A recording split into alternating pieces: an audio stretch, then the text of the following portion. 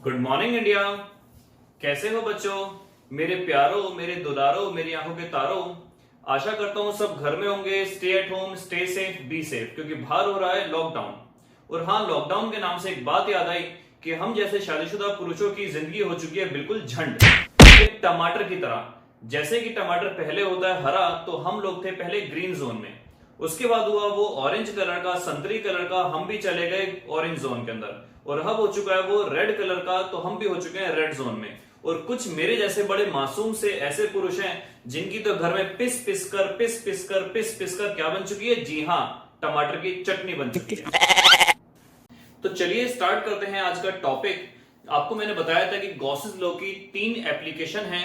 जो first application है उसका नाम था आपका लाइन चार्ज। लाइन की वजह से इलेक्ट्रिक फील्ड आपने निकाली थी at a particular distance R. आज हम निकालने जा रहे हैं गॉसेस लॉ की सेकंड एप्लीकेशन, जो है electric field intensity. Electric field intensity due to a uniformly charged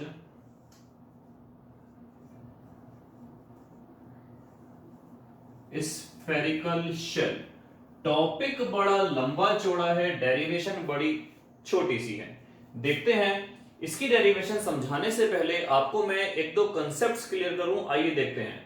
अगर सपोज कीजिए आपके पास एक यूनिफॉर्म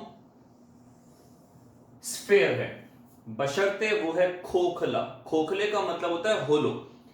तो अब ध्यान से देखिए बच्चों, अगर मैंने इसके ऊपर एक चार्ज दिया, 1 कूलम, 2 कूलम, आधा कूलम, कितना भी कूलम, अगर मैंने इसके ऊपर कुछ चार्ज दिया तो ये चार्ज यूनिफॉर्मली डिस्ट्रीब्यूट हो जाएगा। ये चार्ज यूनिफॉर्मली डिस्ट्रीब्यूट हो जाएगा। ये चार्ज यूनिफॉर्मली डिस्ट्रीब्यूट हो जाएगा इसकी सरकमफेरेंस पर। क्यों? क्योंकि ये है होलोस्फीयर। होलोस्फीयर का मतलब क्या हुआ कि अंदर स्पेस नहीं है जिसके ऊपर चार्ज रुक सके, तो ये चार्ज इसके ऊपर यूनिफॉर्मली डिस्ट्रीब्यूट हो जाएगा। अब अगर मैं इस स्फीयर की वजह से किसी एक पॉइंट चार्ज पर फोर्स निकालना चाहूं, सपोज कीजिए ये है 2 कूलम का और इस पर मैं निकालना चाहूं फोर्स, तो डेफिनेटली हर पॉइंट इसको रिपेल या अट्रैक्ट करेगा और सबकी डायरेक्शन होगी डिफरेंट। तो यहां पर आपको लगानी पड़ेगी सुपरपोजिशन प्रिंसिपल। लास्ट क्लासेस के अंदर हम सुपरपोजिशन प्रिंसिपल पढ़ चुके हैं। तो आपको बहुत ज्यादा हार्डवर्क करना पड़ेगा। उसके लिए हमने एक ट्रिक यूज करी, उसके लिए हमने कंसेप्ट यूज करा। हम क्या मानते हैं कि जितना भी चार्ज आपने सारा का सारा इसके ऊपर दिया था वो हम कंसंट्रेटेड मान लेंगे सेंटर पर। इसका मतलब क्या हुआ, अब ये जो स्फीयर था ये पूरा का पूरा स्फीयर ना होकर एक ऐसा पॉइंट चार्ज हो गया जिसके ऊपर कितना चार्ज है, ये सारा जो चार्ज था वही चार्ज ये माना जाएगा। तो कहने का मतलब है अगर हम स्फीयर से बाहर किसी पॉइंट चार्ज को रखते हैं तो इसके ऊपर सारा का सारा जो चार्ज था वो कहां कंसंट्रेटेड माना जाएगा? जी हां, बिल्कुल सही जवाब, वो माना जाएगा सेंटर पर। अगर हम इस पॉइंट चार्ज को यहां से हटाकर सरफेस पर ले आए तो भी हमारा कंसेप्ट वही रहेगा, तो भी हमारा सारा का सारा इसका जो चार्ज था वो सेंटर पर कंसंट्रेटेड मान लिया जाएगा। किंतु परंतु अगर मगर, अब ध्यान से देखना, अगर हमारे पास ये यूनिफॉर्मली स्फीयर चार्ज था, पॉइंट को अगर मैं अंदर ले जाऊं, अगर मैं पॉइंट को अंदर ले जाऊं, अगर मैं पॉइंट को अंदर ले जाऊं, कहने का मतलब है ये जो आपने पॉइंट चार्ज रखा था सरफेस से भी और अंदर ले जाऊं। अब ध्यान से देखिएगा क्या होगा। सपोज करो ये मैं अंदर ले गया, ये है पॉजिटिव चार्ज, इसने इसको रिपेल करा इस डायरेक्शन में, यहां पर कोई रिपेल करेगा इस डायरेक्शन में, यहां पर कोई रिपेल करेगा इस डायरेक्शन में, इस डायरेक्शन में, इस डायरेक्शन में, इस डायरेक्शन में, इस डायरेक्शन में, इस डायरेक्शन में। इसके ऊपर नेट फोर्स हो जाएगी 0। और आपको याद होगा इलेक्ट्रिक फील्ड का आपने फॉर्मूला पढ़ा था, force per unit charge. If force is 0 तो कहने का मतलब क्या हुआ, इलेक्ट्रिक फील्ड विल आल्सो भी 0। इसका मतलब क्या हुआ कि अगर हम पॉइंट को अंदर लेके जाएंगे तो रियलिटी में, रियलिटी और एजम्पशंस, एज्यूम क्या करा आपने कि चार्ज को सारा का सारा कंसंट्रेटेड कहां मान लिया, सेंटर पर। लेकिन लेकिन लेकिन रियलिटी में चार्ज कहां था, रियलिटी में चार्ज डिस्ट्रीब्यूटेड था सरफेस पर ही। इसका मतलब हमारे पास 3 कंसेप्ट्स आए, outside, on the surface, inside the sphere. अगर बाहर है तो कंसंट्रेटेड माना जाएगा सेंटर पे, ऑन द स्फीयर है तो भी सेंटर पे, और अगर अंदर है तो रियलिटी में बात करेंगे हम तो ऐसी कंडीशन में क्या होगा, उस पर लगने वाली नेट फोर्स भी जीरो होगी और लगने वाली इलेक्ट्रिक फील्ड भी जीरो होगी। स्टार्ट करते हैं हम अपनी डेरिवेशन, आइए देखते हैं कैसे।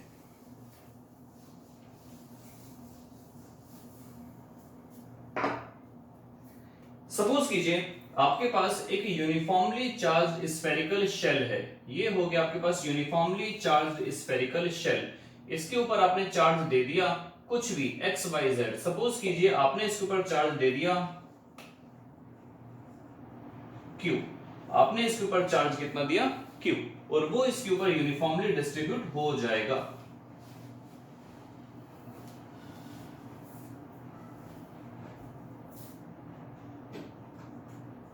वो इसके ऊपर यूनिफॉर्मली डिस्ट्रीब्यूट हो जाएगा। आपको यहाँ पर तीन केस लेने पड़ेंगे कि अगर सपोज करो इस चार्ज की वजह से मुझे इलेक्ट्रिक फील्ड निकालनी है इस पॉइंट पर, मुझे इलेक्ट्रिक फील्ड निकालनी है इस पॉइंट पर, और मुझे इलेक्ट्रिक फील्ड निकालनी है इस पॉइंट पर। ये तीन हमने अलग अलग सेपरेट पॉइंट्स ले लिए, outside the sphere, on the surface of the sphere and inside the sphere. Okay, तो आपको याद होगा एक गॉसियन सरफेस बनानी पड़ेगी। उस गॉसियन सरफेस का मतलब क्या था, लिफाफा। जी हाँ, उसी लिफाफे के अंदर आपको पैसे डालने हैं, यहाँ पर उसी लिफाफे के अंदर चार्ज एक्यूमुलेट होना चाहिए। तो हम पहले बनाएंगे एक ये वाला गॉसियन सरफेस जो एक नया स्फीयर है। उसी तरीके से ये वाला स्फीयर तो बना हुआ ही है, एक अंदर भी स्फीयर हम डेवलप करते हैं। इसकी बात हम बाद में करेंगे, आप लोग कंफ्यूज हो जाएंगे। पहले हम बात करते हैं इसी पॉइंट की, पी। आपको क्या बताया कि जब भी हम चार्ज डिस्ट्रीब्यूट करवाएंगे तो वो चार्ज कहां पर जाके रुकेगा, outside the on the surface means external boundary पर। उसी तरीके से आप ध्यान से देखिए, अगर इसको चार्ज मैंने क्यू दिया था तो ये चार्ज अब इसका चार्ज है या एक्सटर्नल स्फीयर ये वाला हो गया। जी हाँ, एक्सटर्नल स्फीयर ये वाला हो गया। तो ये चार्ज अब यहां पर ना रुककर हम ऐसा मान के चलेंगे ड्यू टू इंडक्शन, या सीधी सीधी बात है भैया कि ये चार्ज इस पर ना रुककर अब कहां चला जाएगा, ये चार्ज इस पर चला जाएगा। ये चार्ज अब कहां चला जाएगा, इस पर चला जाएगा। इसकी हमने सरफेस चार्ज डेंसिटी क्या मानी, सरफेस, इसकी हमने सरफेस चार्ज डेंसिटी मानी sigma, surface charge density sigma. इसकी रेडियस आपने मान ली सपोज कीजिए कैपिटल आर। तो आपको याद होगा सिग्मा का फॉर्मूला हुआ करता था चार्ज अपॉन में एरिया। चार्ज को हमने क्यू से दिखाया, एरिया कितना आएगा 4 पाई आर स्क्वायर। तो यहां से अगर मैं बात करूं मेरे पास क्यू कितना निकल के आएगा, वो आएगा sigma into 4 pi are square. ये आपके पास निकल के आया क्यू की वैल्यू। स्टार्ट करते हैं। यहां पर अगर ये स्फीयर है, स्फीयर का मैंने छोटा सा हिस्सा कट कर लिया, ये इतना सा, तो मैं बात करूं इसके ऊपर इस पॉइंट पी पर, यहां पर एरिया वेक्टर किस डायरेक्शन में होगा, आपको बताया गया था area vector is always normal and outwards. ये हो गई एरिया वेक्टर की डायरेक्शन। उसी तरीके से अगर बात करूं यहां पर है पॉजिटिव चार्ज, ये पॉजिटिव चार्ज अब इसके ऊपर जा चुका है, तो इस पॉजिटिव चार्ज की एक्सटर्नल होने की वजह से, पॉजिटिव चार्ज की वजह से इलेक्ट्रिक फील्ड जाती है, बाहर निकलती है, और इस इलेक्ट्रिक फील्ड की डायरेक्शन भी कैसी हो गई, आउटवर्ड्स हो गई। दोनों के बीच में एंगल कितने डिग्री का बना, जी हाँ, दोनों के बीच में एंगल बना थीटा इक्वल्स टू 0 डिग्री का। तो स्टार्ट करते हैं by Gauss law. By Gauss law, Gauss law आपके पास ये कहता था कि surface integral of electric field intensity over a closed surface in vacuum is equal to 1 upon epsilon naught times the total charge contained inside the Gaussian surface. तो सीधी सीधी बात वो ये कहता था कि E dot ds equals to Q upon में epsilon naught. जी हाँ, इलेक्ट्रिक फील्ड की वैल्यू हमेशा कांस्टेंट होगी। अगर ये डिस्टेंस r है तो सपोज कीजिए इसकी रेडियस को मान लिया मैंने स्मॉल r। कितना मान लिया, स्मॉल r।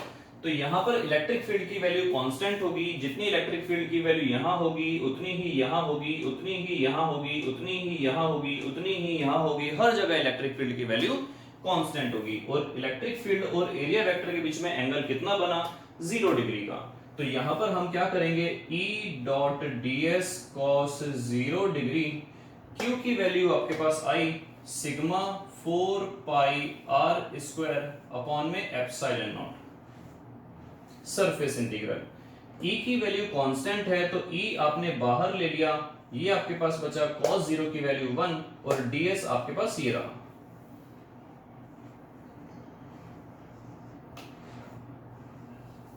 बात करते हैं आगे ds। ये सारे के सारे छोटे छोटे छोटे छोटे छोटे छोटे छोटे छोटे छोटे छोटे छोटे छोटे ds हम जब ऐड करेंगे तो आपको क्या मिलेगा, complete surface area. Complete surface area ds की वैल्यू आपके पास कितनी आई, ये आई आपके पास 4 पाई r, कौन सा, इसकी रेडियस, और इसकी रेडियस को आपने क्या माना, स्मॉल r, 4 पाई r स्क्वायर, ये है 4 pi sigma r square upon में एप्सिलॉन नॉट। 4 से 4 पाई से पाई, तो अल्टीमेटली इलेक्ट्रिक फील्ड की वैल्यू कितनी आई, सिग्मा r स्क्वायर अपॉन में एप्सिलॉन नॉट r स्क्वायर। ये आपके पास निकल के आई सम एक्सटर्नल पॉइंट, जहां पर कैपिटल R थी हमारे पास ओरिजिनल स्फीयर की रेडियस, स्मॉल r है हमारे पास एज्यूम्ड गॉसियन सरफेस की रेडियस, एज्यूम्ड गॉसियन स्फीयर की रेडियस। ये आपके पास फर्स्ट पॉइंट आया जब पॉइंट था एक्सटर्नल। अब बात करते हैं उस पॉइंट की जब वो ऑन द सरफेस होगा, on the surface, on the surface, on the surface की बात करते हैं बच्चों यहां पर। तो ऑन द सरफेस का मतलब एग्जैक्टली हो क्या जाएगा, ऑन द सरफेस का मतलब हुआ कि जो ही आपने स्मॉल r लिया था ये अब किसके बराबर हो गया, कैपिटल R के, क्योंकि अब इसी सरफेस पर ही आपको निकालनी है इलेक्ट्रिक फील्ड की वैल्यू। तो जो आपके पास स्मॉल r था वही आपके पास किसके बराबर हो जाएगा, कैपिटल R के, small r equals to capital R।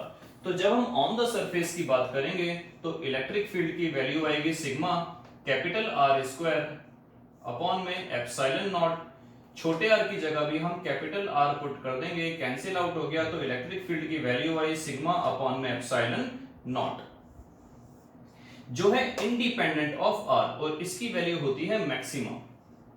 अब ध्यान से देख सकते हैं कैपिटल R तो कांस्टेंट है, लेकिन अगर हम इतने डिस्टेंस की बात करें, इतने डिस्टेंस की बात करें, इतने डिस्टेंस की बात करें, इतने डिस्टेंस की बात करें, जैसे जैसे डिस्टेंस बढ़ता चला जाएगा इलेक्ट्रिक फील्ड की वैल्यू घटती चली जाएगी, because it is inversely proportional to r square. और अगर हम बात करेंगे इनसाइड द स्फीयर, अगर हम बात करेंगे इनसाइड द स्फीयर, तो जैसे कि आपको भी बताया था इनसाइड द स्फीयर, इसके अंदर अगर हम जाएंगे तो यहां पर कोई भी इलेक्ट्रिक फील्ड नहीं होगी, क्योंकि यहां पर कोई भी चार्ज रिसाइड रियलिटी में नहीं करता है। तो inside the sphere electric field होती है 0। तो ये आपके पास एक ही डेरिवेशन में 3 अलग अलग पॉइंट्स थे, लेकिन इसका सबसे ज्यादा इंपॉर्टेंट पॉइंट जो है वो है इसका ग्राफ। ध्यान से देखिएगा ग्राफ कैसे बनेगा। बात करते हैं ग्राफ की, ये हुआ आपके पास ग्राफ इसका, यहां पर इलेक्ट्रिक फील्ड और यहां पर आपने ली R। अब ध्यान से देखिए कि इनसाइड इलेक्ट्रिक फील्ड थी 0, कब तक, जब तक हम नहीं पहुंचे सरफेस तक, और सरफेस की वैल्यू को आपने क्या ले लिया, R। तो इसका मतलब क्या हुआ, सेंटर से लेकर कौन से पॉइंट तक, जब हमारे पास था कैपिटल R, तो यहां तक R equals to capital R, यहां वाले हिस्से में इलेक्ट्रिक फील्ड 0 है, यहां वाले हिस्से में इलेक्ट्रिक फील्ड मैक्सिमम हो गई, और उसके बाद जब हम बाहर की तरफ चल रहे हैं तो लगातार वो घटती चली जा रही है। किस तरीके से घटती चली जा रही है, 1 अपॉन r स्क्वायर। इसको हम दिखाते हैं पैराबोलिक फॉर्म में ऐसे। ये वाला हिस्सा हुआ इलेक्ट्रिक फील्ड यहां पर मैक्सिमम हुई, यहां पर इलेक्ट्रिक फील्ड 0 हुई, और यहां पर इलेक्ट्रिक फील्ड आपके पास 1 अपॉन r स्क्वायर। ये इसका बहुत बहुत इंपॉर्टेंट ग्राफ है, और आपके पास गॉस लॉ की second derivation, second application finish हो चुकी है। नेक्स्ट क्लास में स्टार्ट करेंगे infinitely charged plane sheet. Till then be safe, good bye, best of luck.